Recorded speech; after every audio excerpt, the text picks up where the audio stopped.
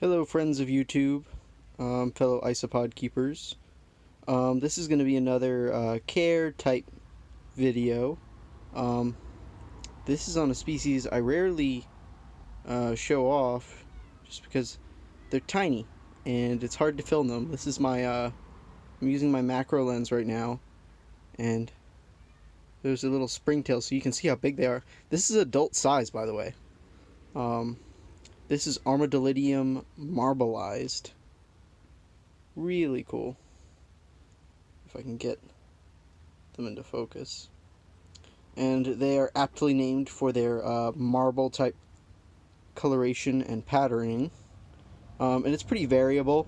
None of them are really too similar. Well, they're all similar, but none are completely alike.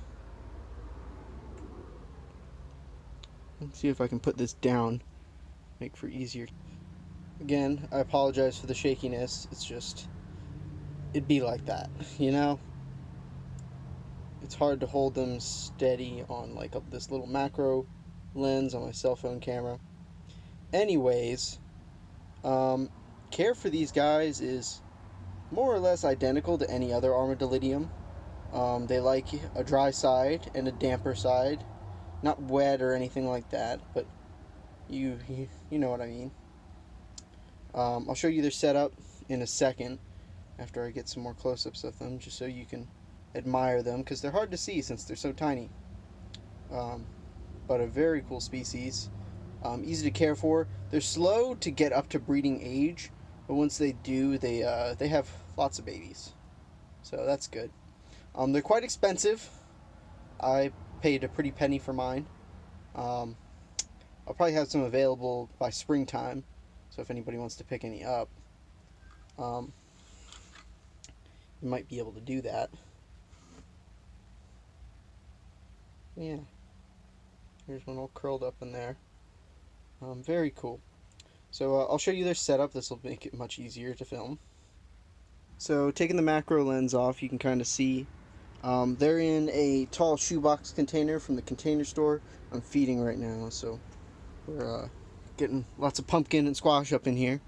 They love pumpkin and squash, just like any other Armadillidium. I actually would recommend putting more substrate to make sure it doesn't dry out, but the substrate is mostly compost, peat moss, eggshells, cuttlebone.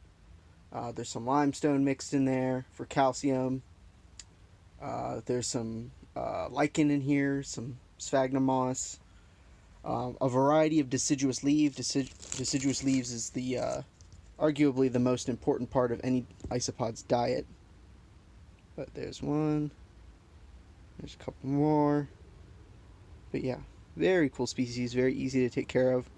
One of their favorite foods, pumpkin squash, like I mentioned earlier. It's a staple in my house for all of my isopods. I mix it up every once in a while, but pumpkin and squash is just easy to get, it's cheap, and they love it. So, I don't really... If it ain't broke, don't fix it, you know what I mean? As far as the care for these guys, like I said, you can watch any of my Armadillidium videos, and they're going to be very similar to these. Like I said, they are expensive. They can go for anywhere from $150 to $300 for a small group, just because they're kind of rare.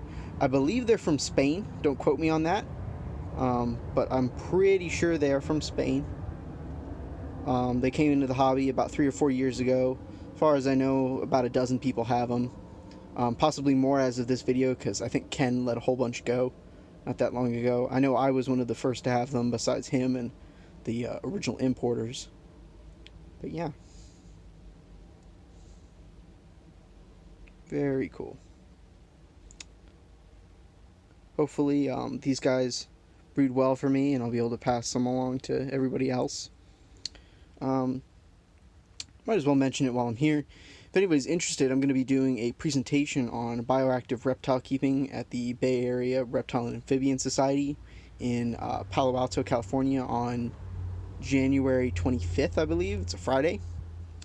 And then I'll also be at the Reptilian Nation Reptile Expo on February 9th and 10th. And if I have some of these, or if they have more babies, and I have them available, I'll definitely bring some of these for sale.